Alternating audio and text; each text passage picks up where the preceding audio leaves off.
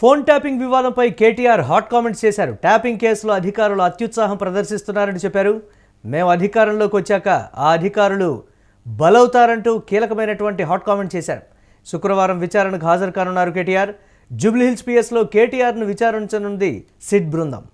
నా డిమాండ్ ఏంటంటే ఇది లొట్టపీస్ కేసు, ఇందులో ఏం లేదు, ఈ హౌల పనులు బంద్ చేయమని చెప్తున్నాను. ఎందుకంటే రేపు ఇదే అధికారులు ఎవరైతే ఈరోజు అత్యుత్సాహాన్ని ప్రదర్శిస్తున్నారో వాళ్ళకు కూడా తెలుసు. ఇవాళ నేను అడుగుతాను, మీరు ఈరోజు మంత్రుల ఫోన్లు ట్యాప్ చేయడం లేదా? నేను చెప్పడం కాదు ఇది. కోమటిరెడ్డి వెంకటరెడ్డి గారు, ఒక మంత్రి గారు, ఉత్తమ్ కుమార్ రెడ్డి గారు కొంతమంది జర్నలిస్టులతో మాట్లాడుతూ మా ఫోన్లు మాట్లాడలేకపోతున్నాం, మేము మా ఫోన్లు వింటున్నారు అంటే ఆ జర్నలిస్ట్ గారు ఒక కథనం రాసినారు. ఇంతవరకు ప్రభుత్వం దాన్ని ఖండించిందా? పోలీసు వాళ్ళు ఖండించారా? ఇవాళ మంత్రుల ఫోన్లు వినడం లేదా? ప్రతిపక్ష నాయకుల ఫోన్లు ఈ రాష్ట్రంలో ఇవాళ ట్యాప్ కావడం లేదా? బ్రదర్, నేనేమంటున్నా అంటే వాళ్ళకు కూడా తెలుసు, పోలీసు వాళ్ళకు కూడా, ఇది కేవలం వాళ్ళు బలి పశువులు అయ్యే ఒక కార్యక్రమం. రాజకీయ క్రీడలో మీరు మొన్న ఒకటి గమనించండి, మీరందరూ జర్నలిస్టులు, ముగ్గురు మంత్రుల మధ్యన పంచాయతీ, ముఖ్యమంత్రికి ముగ్గురు మంత్రుల మధ్యన వాటాల పంచాయతీ. బలైంది ఎవరు? ముగ్గురు జర్నలిస్టులు.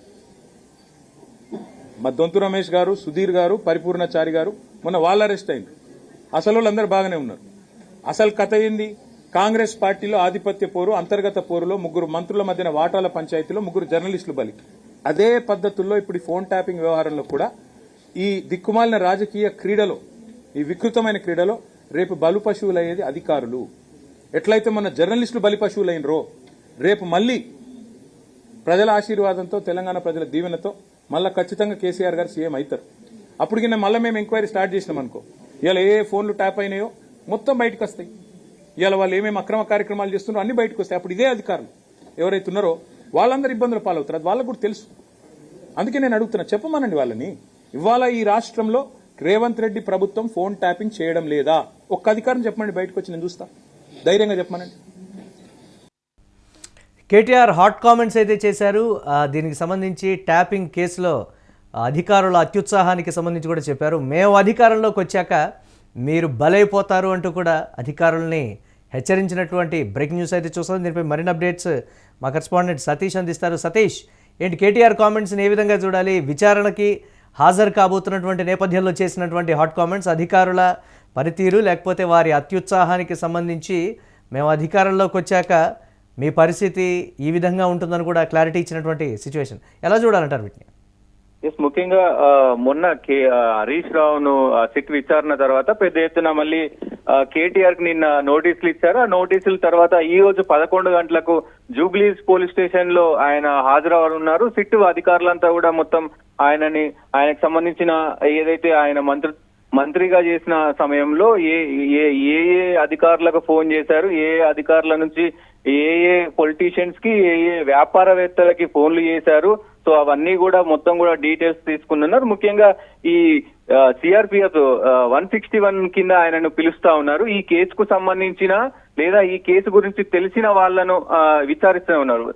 సిఆర్పిఎఫ్ 161 అనేది అంటే ఈ కేసులో సంబంధం అంటే ఆ కేసు గురించి తెలిసినా గానీ, ఆ కేసు గురించి కొంచెం ఇన్ఫర్మేషన్ ఉన్నా గానీ సో పిలుస్తారు. దాని పట్లనే ఈ రోజు విచారణకు కేటీఆర్ రానున్నారు. కేటీఆర్ ముఖ్యంగా కొన్ని హాట్ కామెంట్స్ చేశారు. ముఖ్యంగా ఎవరైతే ఇప్పుడు అత్యుత్సాహం ప్రదర్శిస్తున్నారో సిపి సజ్జనార్ కావచ్చు, ఇంకా వాళ్ళ బృందం, సిట్టు బృందం కావచ్చు, వీళ్ళందరి పైన కూడా త్వరలో వేటు ఉంటాయని కూడా చెప్తా ఉన్న పరిస్థితులు కనబడతా ఉన్నాయి.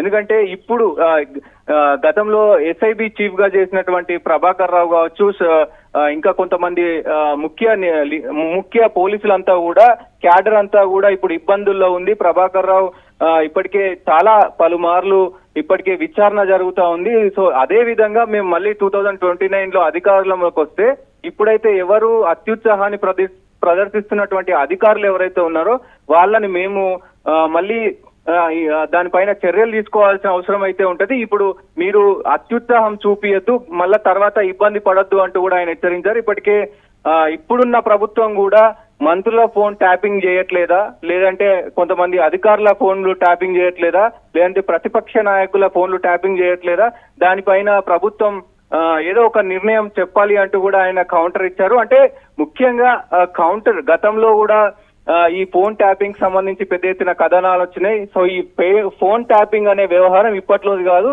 గతంలో నుంచి కూడా ఈ ఫోన్ ట్యాపింగ్ అనేది ఉంది. అంటే ఆయా ప్రభుత్వాల సమాచారం మేరకు ఆయా ప్రభుత్వాలు చేసే ఓ ఇంటర్నల్ పాలిటిక్స్ లో ఫోన్ ట్యాపింగ్ అనేది జరుగుతుంది. అది దేశవ్యాప్తంగా కూడా అటు కాంగ్రెస్ ప్రభుత్వం ఉన్నప్పుడు కూడా ఫోన్ ట్యాపింగ్ జరిగిందనేది చాలా కథనాలు వచ్చినాయి. సో ఈ మధ్య కాలంలో ఇది ఇప్పుడు తెలంగాణ వచ్చిన తర్వాత ఈ మధ్య కాలంలో ఈ ఫోన్ ట్యాపింగ్ వ్యవహారం అనేది పెద్ద ఎత్తున చర్చనీయాంశంగా మారింది. కానీ దీంట్లో ముఖ్యంగా ఫోన్ ట్యాపింగ్ విషయంలో ఎవరు కూడా ఎప్పుడు కూడా పెద్ద ఎత్తున అరెస్టులు కానీ జైలు కానీ పోయిన దాఖలాలు అయితే లేవు. మరి ఈ కేసును ఎందుకు ఇంత ప్రతిష్టాత్మకంగా తీసుకొని ముందుకెళ్తా ఉన్నారు అంటే రాజకీయ లబ్ధి కోసం, కక్షపూరిత లబ్ధి కోసం ఇది చేస్తున్నారా అనే వర్షన్లో అటు కేటీఆర్ చెప్తున్న పరిస్థితులు అయితే కనబడతా ఉన్నాయి మురళి. కాంగ్రెస్ పార్టీ లోని కొన్ని అంశాలకు సంబంధించి కూడా ఆయన ప్రస్తావించడం జరిగింది. దీనికి సంబంధించి మంత్రులు కూడా మేము ఫోన్ మాట్లాడాలన్నా మాకు ఇబ్బందికరంగా ఉంటుంది అని కూడా మిత్రులతో చెప్తున్నటువంటి పరిస్థితి ఉంది. నిజంగా మీ ప్రభుత్వంలో ఫోన్ ట్యాపింగ్ జరగడం లేదా అని కూడా కీలకంగా ఆయన వేసినటువంటి ప్రశ్నలు వీటిని ఎలా చూడాలంటారు ఈ కామెంట్స్ని? డెఫినెట్ గా కొన్ని మంత్రులు మాట్లాడినటువంటి మాటలు, కొన్ని ఇంటర్నల్ గా జరిగినటువంటి మాటలు ఏవైతే ఉన్నాయో ఉత్తమ్ కుమార్ రెడ్డి కావచ్చు, అలాగే కోమటిరెడ్డి వెంకటరెడ్డి కావచ్చు, ఏదైతే గతంలో కొండా సురేఖ విషయంలో కూడా ఇవన్నీ ఏదైతే ఆ కొండా సురేఖ ఇష్యూలో మొత్తం కూడా ఆ డీటెయిల్స్ అన్ని ఎలా తెలిసినాయి అనేది పెద్ద చర్చనీయాంశంగా మారింది. ముఖ్యంగా ఒక మంత్రి ఇంటికి ఉన్నతాధికారులు వెళ్లి అక్కడ కొండా సురేఖ పిఏను అరెస్ట్ చేయడం పెద్ద ఎత్తున చర్చనీయాంశంగా మారింది. సో దాని గురించి పెద్ద ఎత్తున ఇవన్నీ వ్యవహారాలు ఎలా తెలుస్తా ఉన్నాయి, మేము ఫోన్లలో మాట్లాడిన వ్యవహారాలు, కొన్ని అధికారులతో మాట్లాడిన వ్యవహారాలు సో బయటికి ఎలా వస్తున్నాయి, ఎవరు చేపిస్తున్నారో మాకు తెలుసు అంటూ కూడా మంత్రులు ఇప్పటికే చెప్పిన పరిస్థితులు ఉన్నాయి. బట్టి విక్రమార్క కావచ్చు, అలాగే ఉత్తమ్ కావచ్చు, కోమటిరెడ్డి వెంకటరెడ్డి కావచ్చు, గతంలో కొండా సురేఖ కూడా ఈ కామెంట్స్ చేసింది. సో కొద్దిమేర అంటే కావాలని ఏదైతే ప్రభుత్వంలో ఉన్నటువంటి అధికారులు కొంతమంది ఇటు జర్నలిస్ట్ మిత్రులతో మాట్లాడినప్పుడు కానీ, ఎందుకంటే మంత్రులు కొంతమంది సీనియర్ లీడర్లంతా కూడా జర్నలిస్టుకు వచ్చిన సూచనలు చేస్తే అవి వినే అవకాశం ఉంటది. సరే ఇట్లా కాదు, ఇట్లా చేసుకోండి, ఇట్లా బాగుంటది అని చెప్తే వినే అవకాశాలు ఉంటాయి. కొన్ని సూచనలు కూడా వాళ్ళు ఇస్తా ఉంటారు. వాళ్ళ సుదీర్ఘ అనుభవాన్ని బట్టి వాళ్ళు జర్నలిస్టులు కూడా కొన్ని సూచనలు ఇస్తా ఉంటారు. మంత్రులైనా సరే, ఎమ్మెల్యేలు అయినా సరే, నాయకులైనా సరే తీసుకునే అవకాశాలు ఉంటాయి. అట్లాంటి నిర్ణయాలు కూడా బయటికి పొక్కడంతో పెద్ద ఎత్తున ఇది అంటే కొంత మేర ఫోన్ ట్యాపింగ్ జరుగుతుంది అనేది కూడా ఒక చర్చనీయాంశంగా మారింది. ఈ కోల్ వ్యవహారం ఏదైతే 9 బ్లాక్స్ ఉన్నాయో ఇవన్నీ అంటే ఏదైతే ఈ బొగ్గుకు సంబంధించి కుంభకోణం కూడా ఈ ఫోన్ వల్లనే బయటకు వచ్చింది, కావాలనే ఇది చేస్తున్నారు. సో కేటీఆర్ కూడా అవే ఆరోపణలు చేస్తున్న పరిస్థితులు కనబడతా ఉన్నాయి. ఏదేమైనప్పటికీ అలాగే సతీష్, అలాగే హరీష్ రావు విచారణ అయిపోయింది, ఇప్పుడు కేటీఆర్ విచారణ ఏంటి తర్వాత పరిణామాలు వేగంగా మారతాయి. ఈ కేసుకు సంబంధించి చాలా స్పీడప్ అవుతాయి, అరెస్టులు కూడా తప్పదు, ఎవరు అరెస్ట్ అవుతారో కూడా చెప్పలేనటువంటి సిచ్యువేషన్ ఉందనేటువంటి మాట. ఇటు అలా చూడొచ్చు అంటారా?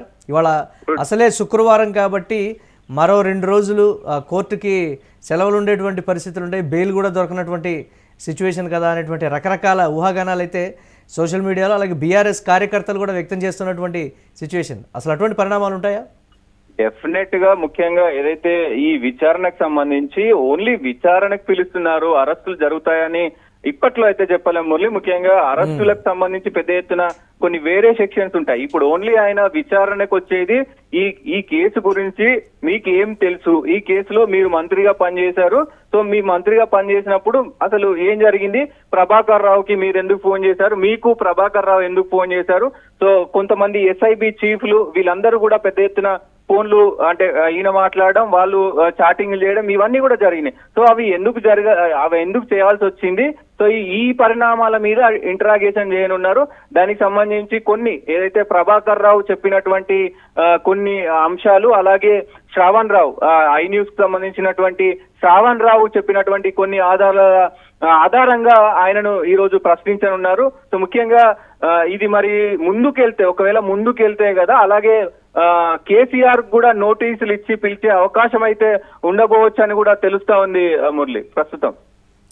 Right, thanks for updates Satish. ఇక ఫోన్ ట్యాపింగ్ వివాదంపై కేటీఆర్ అయితే హాట్ కామెంట్స్ చేశారు. ట్యాపింగ్ కేసులో అధికారులు అత్యుత్సాహం ప్రదర్శిస్తున్నారని కూడా చెప్పారు. మేము అధికారంలోకి వచ్చాక అధికారులు బలవుతారు అంటూ కూడా కేటీఆర్ కీలక కామెంట్స్ చేశారు. అధికారులైతే ఒకంత దీనికి సంబంధించి ఆలోచనలో పడ్డటువంటి పరిస్థితి. శుక్రవారం విచారణకు హాజరు కానున్నారు కేటీఆర్. ఇక జూబ్లీహిల్స్ పిఎస్లో కేటీఆర్ను సిట్ బృందం విచారించబోతోంది.